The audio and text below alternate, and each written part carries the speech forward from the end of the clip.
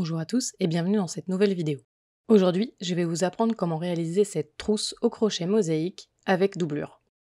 Cette trousse peut servir de trousse de toilette ou éventuellement de trousse pour les affaires de crochet. C'est aussi une bonne idée cadeau. Dans ce tutoriel, je vous montre toutes les étapes une par une, y compris l'ajout de la doublure. C'est parti pour le tutoriel.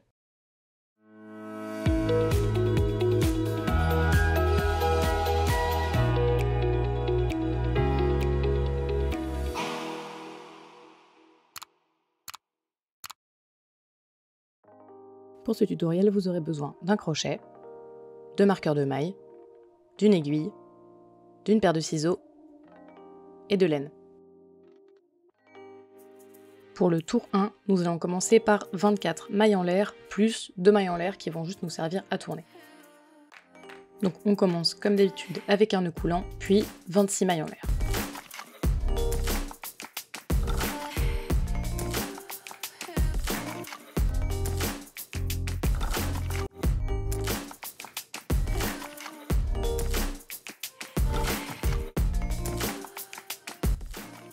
Ici, j'effectue mes 2 dernières mailles en l'air.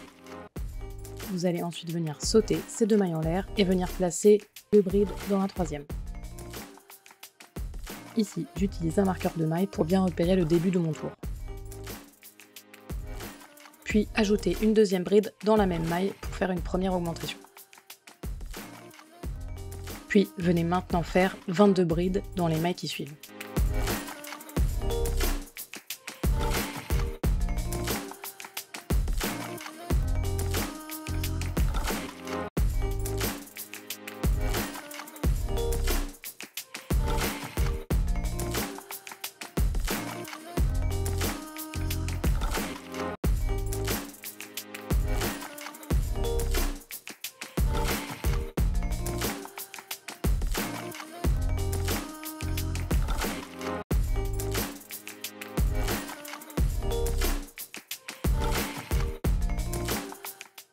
J'ai désormais terminé mes 22 brides, je vais maintenant venir placer 5 brides dans la maille suivante.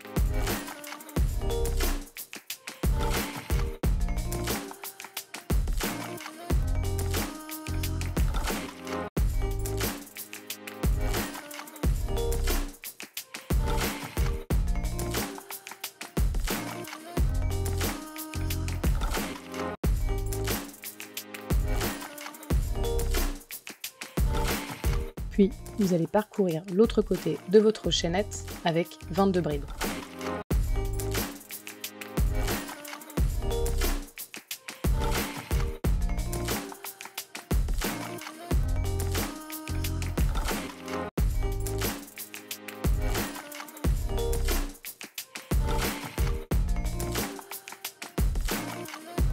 Je vous retrouve quand vous avez fini vos 22 brides.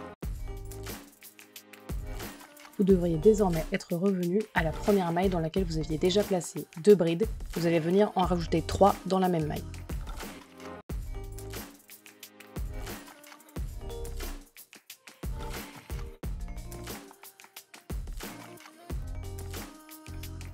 Effectuez une maille coulée dans la première maille de votre tour pour terminer le tour numéro 1. Pour le tour 2, vous allez commencer par faire une augmentation avec 2 brides dans la première maille. À la place de la première bride, j'effectue 2 mailles serrées l'une sur l'autre.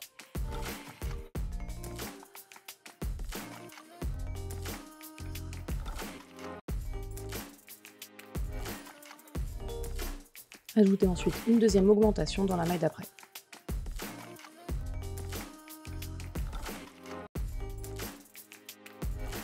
Ajoutez désormais 22 brides.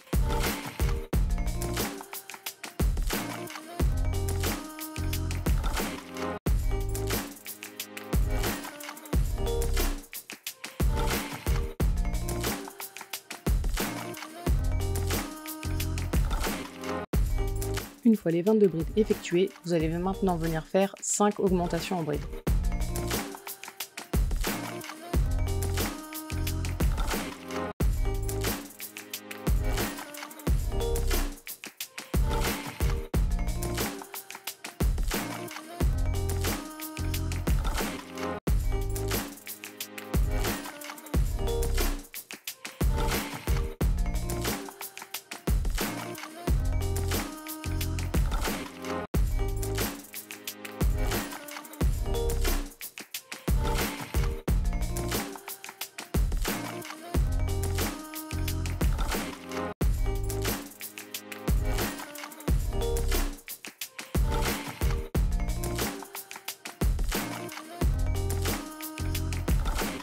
Une fois ces augmentations réalisées, vous allez ajouter 22 brides à nouveau.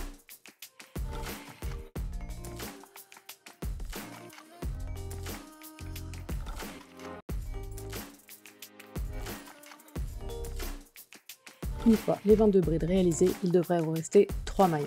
Dans chacune de ces 3 mailles, vous allez venir placer une nouvelle augmentation en bride.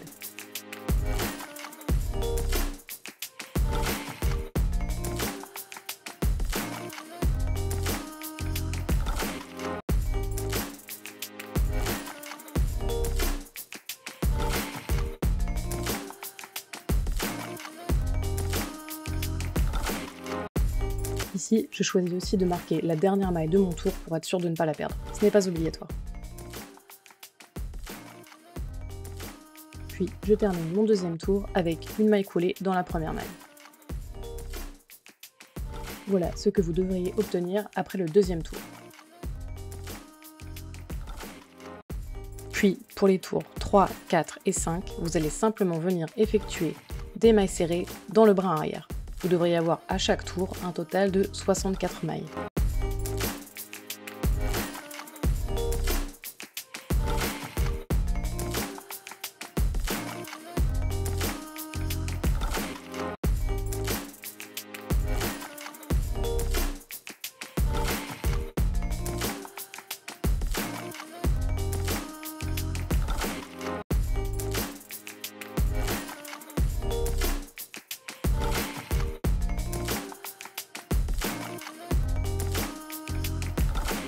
Ici, j'arrive à la fin du tour 3.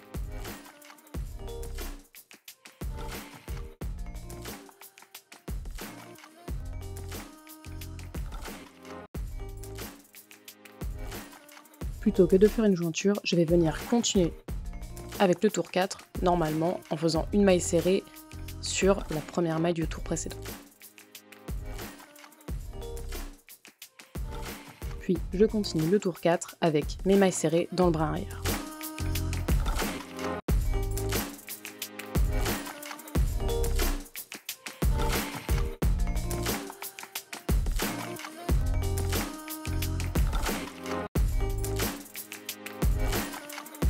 J'ai terminé mon cinquième tour. Comme je vais venir changer de couleur, je vais ici faire une jointure invisible. Pour ça, tirez sur votre crochet pour obtenir une boucle. Puis passez votre crochet par l'arrière de la maille sur la première maille du tour précédent.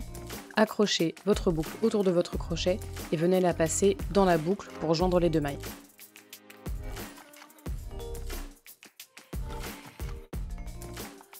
Joignez votre nouvelle couleur avec une maille en l'air. Pour le tour 6, nous allons refaire encore une fois 64 mailles serrées dans le brin arrière, mais cette fois-ci dans votre deuxième couleur.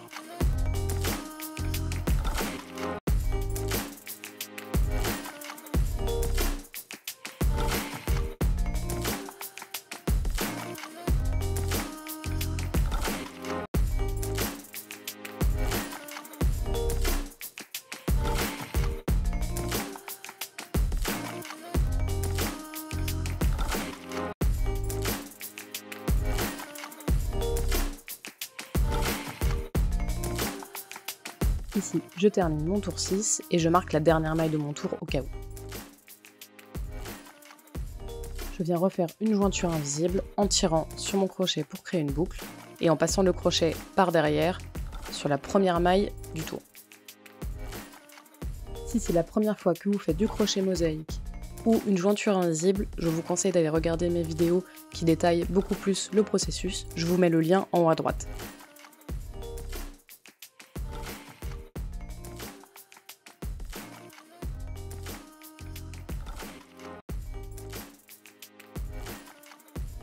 Pour le tour 7, nous allons commencer notre graphe mosaïque avec la ligne 3. Le graphe commence par 2 mailles serrées. Le graphe se lit toujours de droite à gauche. Si la case est vide, on effectue une maille serrée dans le brin arrière.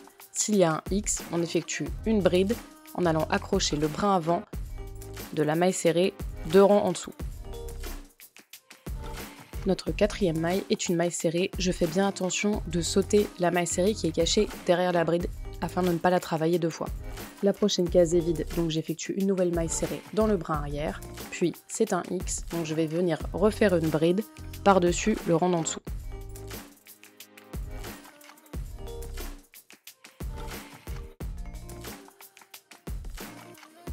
Encore une fois, je saute bien la maille serrée cachée derrière et je viens faire mes 5 mailles serrées suivantes tout en continuant de suivre le graphe.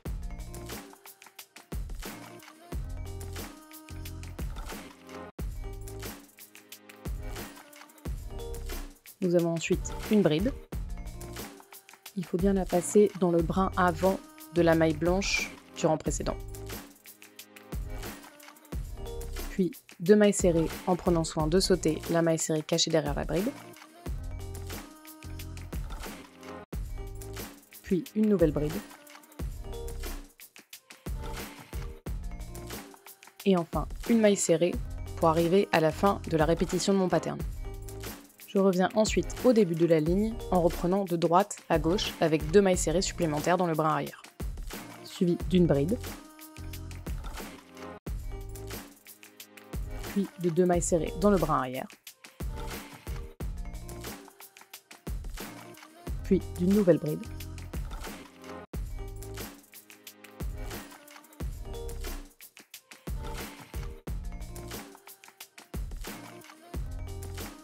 puis 5 mailles serrées dans le brin arrière, etc. jusqu'à avoir fini le tour. Vous devriez arriver à la fin de la ligne 3 en arrivant à la fin de votre tour. La répétition fait 16 mailles, votre tour en fait 64, vous devriez donc avoir 4 répétitions au total. Ici, il me reste 2 mailles, je viens donc terminer avec une bride, puis une maille serrée dans le brin arrière.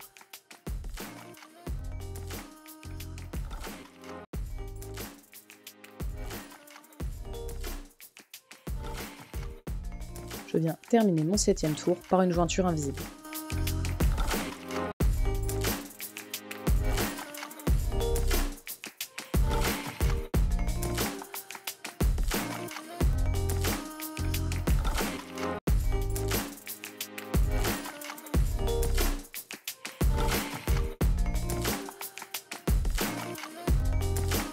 Puis je repasse sur du violet avec une maille serrée. Pour le tour 8, nous passons désormais sur la ligne 4 du pattern. Le tour 8 commence par une bride.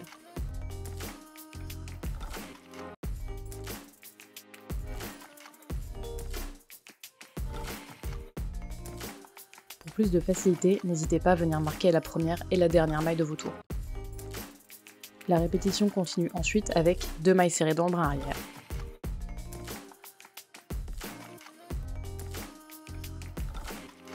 suivi d'une nouvelle bride, puis de 2 nouvelles mailles serrées dans le brin arrière,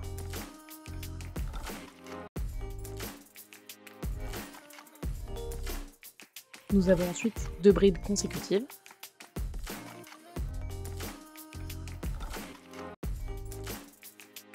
suivi d'une maille serrée dans le brin arrière. À ce moment-là, il faut bien sauter 2 mailles, autrement dit une par bride.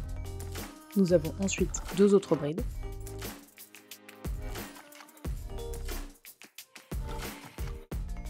puis 2 mailles serrées dans le brin arrière, en prenant bien soin de sauter 2 mailles du rang en dessous.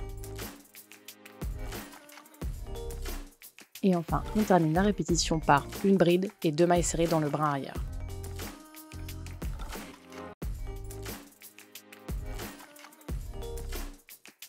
On revient désormais au début de notre répétition et on recommence donc avec une bride. Puis 2 mailles serrées dans le brin arrière.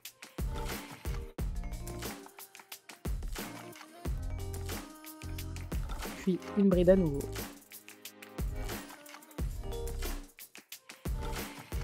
Encore 2 mailles serrées dans le brin arrière. Suivi de 2 brides.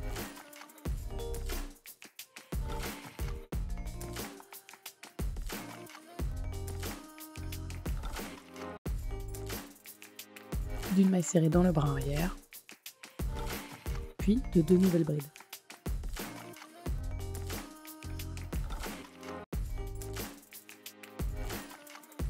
Complétez le tour 8 en continuant de suivre le rang 4 du graphe.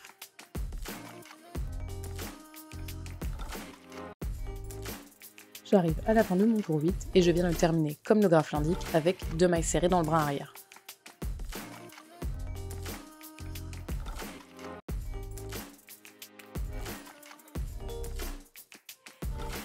Je viens encore une fois clôturer mon tour avec une jointure invisible.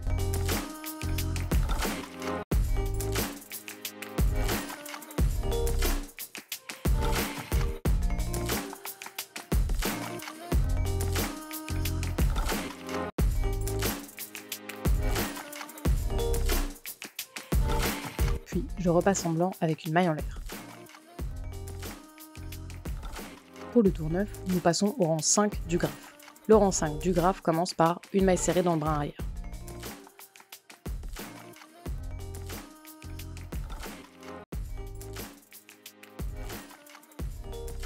Suivi d'une bride.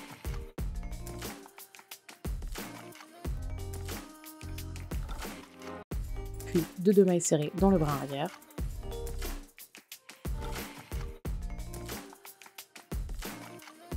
D'une nouvelle bride.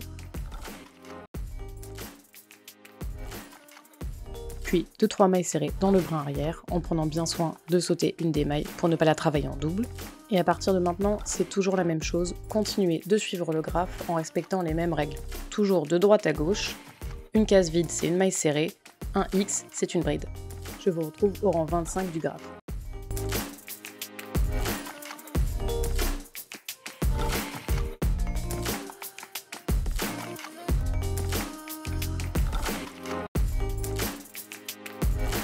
Ici, je termine le rang 25 du graphe avec 2 mailles serrées dans le brin arrière.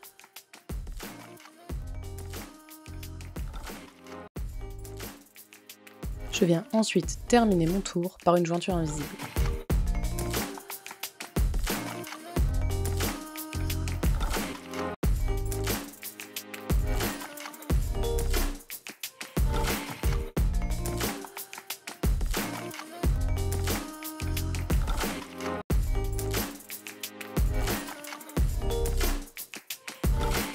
Je reste désormais en blanc et je vais venir effectuer 3 tours de mailles serrées dans le brin arrière pour un total, encore une fois, de 64 mailles.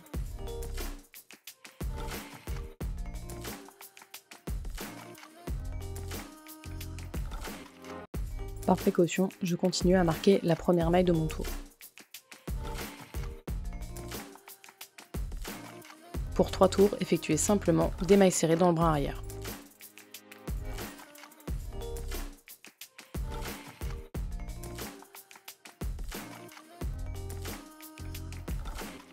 Ici, je viens terminer mon troisième tour de mailles serrées.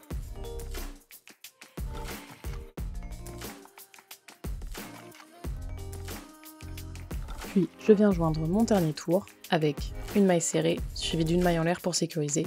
Vous pouvez également joindre le tour avec une maille coulée si vous préférez. Vous pouvez désormais couper votre fil.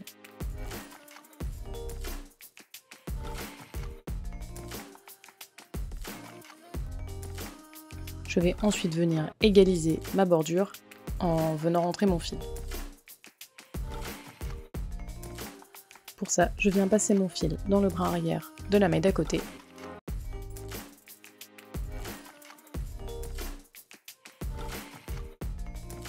Puis dans la maille de droite en passant par derrière.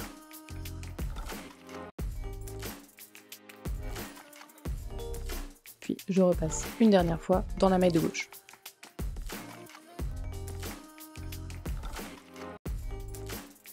Vous n'avez désormais plus qu'à rentrer vos fils. Vous pouvez très bien garder votre trousse de toilette en l'état. Si vous voulez ajouter une doublure, continuez ce tutoriel. Pour ajouter la doublure, nous allons avoir besoin de tissu, d'une fermeture éclair, de colle à tissu et d'un ruban mètre. Commencez d'abord par mesurer votre projet fini. En largeur, le mien fait 18 cm et en hauteur, environ 19 cm. Je vais donc venir découper dans mon tissu un rectangle qui fait environ 21 cm de large et 22 cm de haut une fois plié. Ici, j'utilise bien du tissu plié pour m'éviter une couture supplémentaire.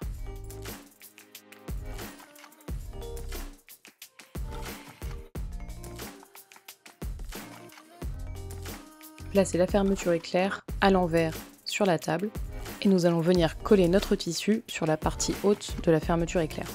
Ici, mon tissu est réversible. Si ce n'est pas le cas pour vous, vous devriez voir face à vous la mauvaise partie du tissu. Utilisez la colle à textile pour coller le tissu à la fermeture éclair comme ceci.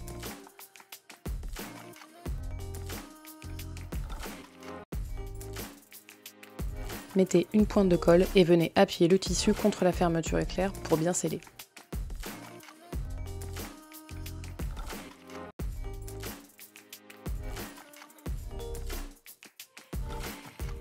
Puis reproduisez tout le long de la fermeture éclair.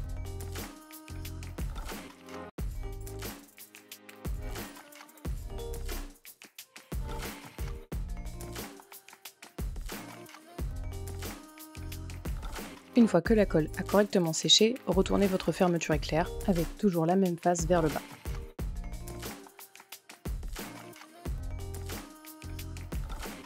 Repliez votre tissu et venez coller l'autre extrémité sur l'autre côté de la fermeture éclair.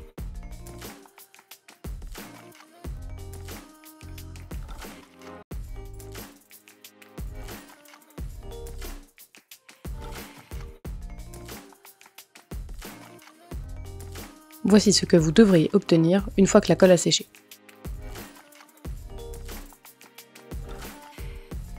Nous allons ensuite venir coller les bords de notre tissu pour le refermer.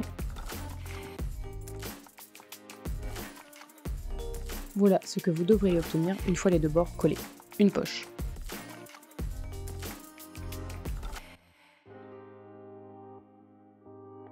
Vous allez maintenant venir insérer votre poche telle qu'elle est à l'intérieur de votre trousse. Prenez bien soin de caler les extrémités de votre fermeture éclair à l'intérieur de votre trousse.